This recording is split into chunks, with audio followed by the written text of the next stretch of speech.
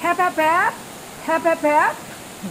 Ikaw ba ay naghahanap ng lugar at mahilig ka ba mag-swimming, mahilig kang tumakas o mag-quick escape para sa maingay at magulong Kamaynilaan? Ayan, ito po ay talagang highly recommended, itong lugar po na ito. At ito po ay makikita sa Riau, Quezon.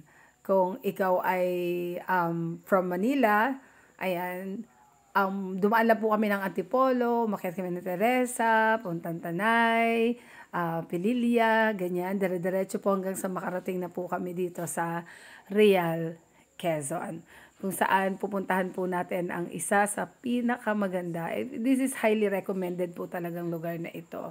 Masarap mag-rides dito kasi walang traffic, dire-diretso lang talaga yung takbo.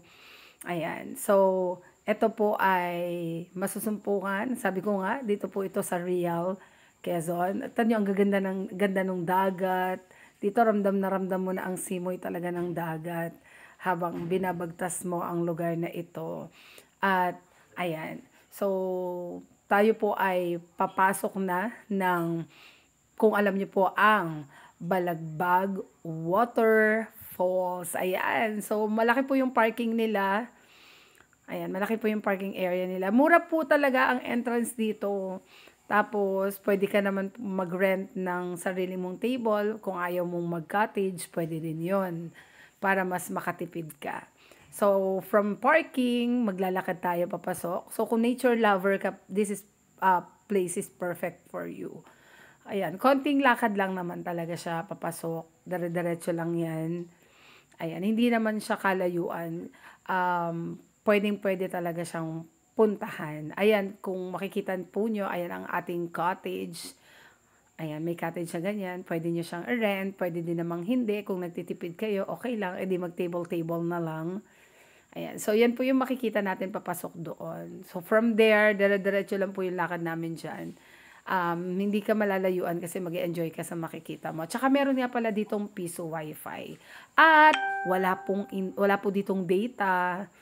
Ayan, so ayan na nga po ang napakagandang waterfalls ng Balagbag. Real Quezon, Balagbag Falls.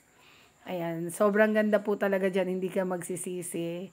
Mura, malinis, maganda. Medyo konting X lang CR nila, pero nung nilinis naman nila, okay na.